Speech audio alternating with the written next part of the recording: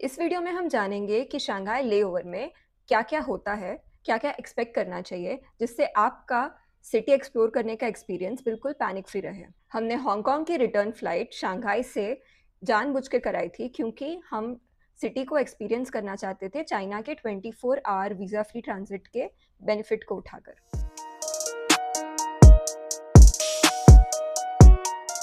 China की 24 hour visa free policy including India broadly सारे countries के फॉरेन नेशनल्स पे अप्लाई होती है। उसमें कुछ कंडीशंस हैं। पहली कंडीशन है कि आप वैलिड पासपोर्ट होल्ड करने होने चाहिए और दूसरी कंडीशन है कि आपके पास ऑनवर्ड कंफर्म टिकट होनी चाहिए। यहाँ ट्रांजिट की डेफिनेशन है कि आप कंट्री ए से चाइना और चाइना से कंट्री बी ट्रैवल करते होने चाहिए। हमारे केस में हम हांगकांग से इंडिया ट्रैवल कर रहे थे, जिसमें हमारा लेओवर शंघाई के पुडोंग एयरपोर्ट में था। इसमें ये एक बात ध्यान रखने की है कि सिटी एक्सप्लोर करने के लिए आमतौर पर एयरपोर्ट अथॉरिटी की टेम्पररी एंट्री परमिट लेनी पड़ेगी। यानी ट्रांजिट पॉलिसी के साथ साथ पोर्ट अथॉरिटी की परमिट लेनी भी ज़रूरी है, जो वहाँ जाके लैंड होके ही मिलेगी।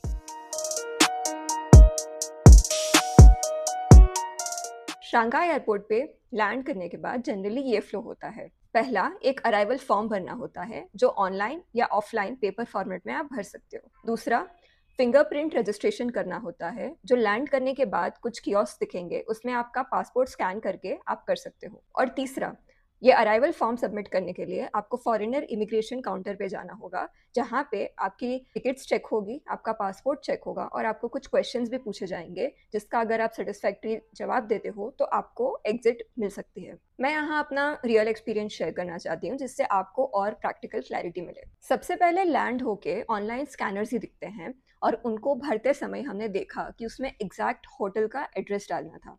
हमने होटल बुक नहीं की थी ये सोच के कि अगर हमें एंट्री परमिट नहीं मिली तो क्या होगा। थोड़ा आगे जाके देखा तो दिखा कि पेपर फॉर्म में भी यही सेम फॉर्म अवेलेबल है और उसे भरते समय हमने होटल का एड्रेस खाली छोड़ दिया था और उससे इमिग्रेशन में हमें कोई इशू नहीं हुआ। अगर आप ट्रांजिट में हो और आपने होटल बुक नहीं की है तो पेपर वाला फॉर्म ज़्यादा बेटर ऑप्शन लग सकता है।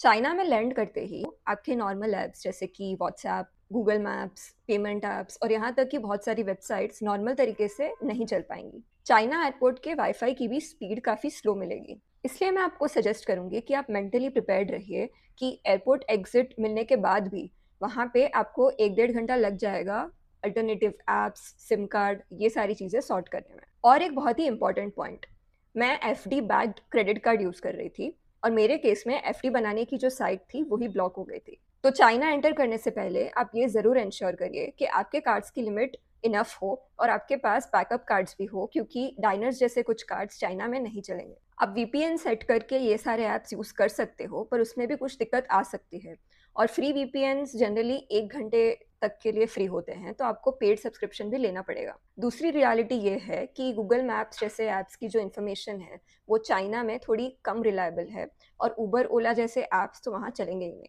इसलिए हम आगे के सेक्शंस में कुछ अल्टरनेटिव ऐप्स की भी बात करेंगे जो चाइना स्पेसिफिक है।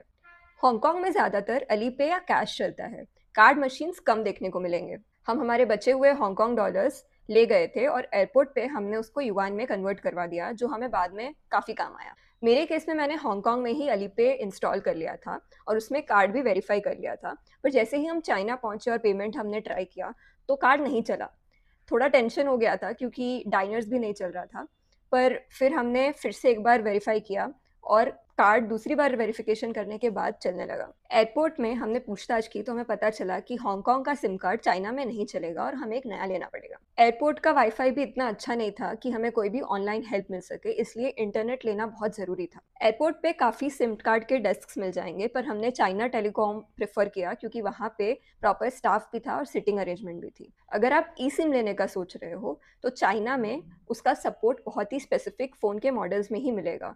हमारे पास ऐसे फ़ोन्स नहीं थे जिसमें ई सिम सपोर्ट था, इसलिए हम लोगों को फ़िज़िकल सिम ही चूज़ करना पड़ा। अगर आपके फ़ोन में फ़िज़िकल सिम का स्लॉट ही नहीं है तो आपको दिक्कत हो सकती है, इसलिए बैकअप फ़ोन लेके चलिएगा। एक जनरल ऑब्जर्वेशन है, एयरपोर्ट से जितना बाहर निकलते जाओगे उतना ही सिम कार्ड सस्ता होता जाएगा, तो पहला ही सिम कार्ड का डेस्क देख के सिम कार्ड खरीदने की गलती मत करिए।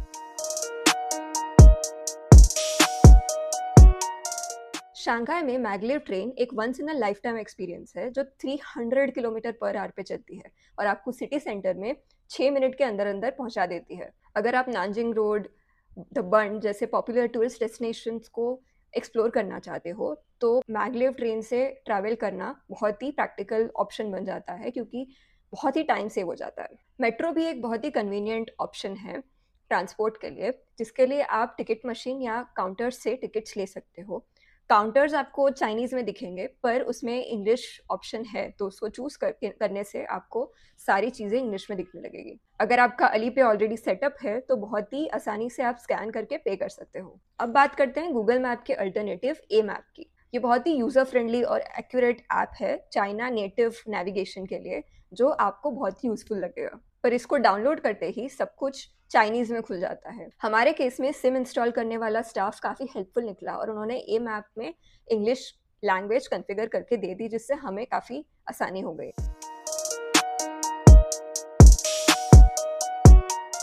हमारा 18 घंटे का लेओवर था जो ऑनेस्टली परफेक्ट निकला। हमारा कुछ 3 बजे लैंडिंग था, जिससे हम सिटी सेंटर में करीब 5:30 बजे तक पहुंच पाए। वहां होटल बुक करके सामान रखने के बाद हमने इवनिंग में नानजिंग रोड एक्सप्लोर किया। रात को द बंड एरिया में हांगकांग की फेमस स्काईलाइन देखी, ओवरनाइट स्टे किया और मॉर्निंग में कैफ़े हॉपिंग भी कर ली। हमें लगा था कि हांगकांग जाने के बाद शंघाई का एक्सपीरियंस थोड़ा सेम जैसा ही लगेगा, पर ऐसा बिल्कुल भी नहीं था। यहाँ का फूड कल्चर, लैंग्वेज, लोग और यहाँ तक कि टेक्नोलॉजी भी हांगकांग से काफ़ी अलग थी। हमने इतना एंजॉय किया कि मैं जेन्युइनली सजेस्ट करूँगी कि अगर आपके पास 15 से 18 घंटे का लेओवर वाला कोई फ़्लाइट का ऑप्शन हो तो आप उसको ज़रूर यूज़ करिए और शंघाई एक बार देख के आइए।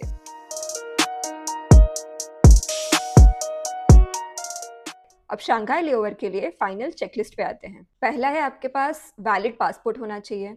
दूसरा, आपके पास कंफर्म्ड ऑनवर्ड टिकट होनी चाहिए दूसरी कंट्री की। तीसरा, सिटी एक्सप्लोर करने के लिए टेम्पररी परमिट लेनी होगी एयरपोर्ट से, जो आपको लैंड करने के बाद ही मिलेगी। चौथा, चाइना में जो ऐप्स रिलेटेड इश्यूज हैं उसके लिए आपको चाइना स्पेसिफिक ऐप्स डाउनलोड करने होंगे। एक वीपीएन सेट करके रखना होगा बैकअप के लिए, और पेमेंट्स के लिए भी कार्ड्स सॉर्ट करके रखने होंगे। और लास्ट है, स्मूथ पेमेंट्स के लिए चाइनीज़ करेंसी का कैश होना और अली पे सेटअप होना काफ़ी इंपॉर्टेंट हो जाता है। अगर शंघाई लेओवर के बारे में और कोई इन्फॉर्मेशन चाहिए तो कमेंट सेक्शन में ज़रूर बताइए। और अगर ये वीडियो हेल्पफुल लगा है तो लाइक, कमेंट और सब्सक्राइब ज़रूर कीजिए। Bye bye.